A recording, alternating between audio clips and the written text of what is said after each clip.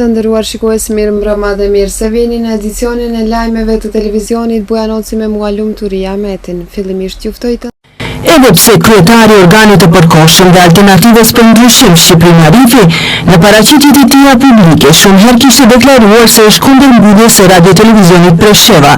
Mediumit të parë shqip në Lugim të Preshevës, vendimi i tij i fundit tregon të kundërtën.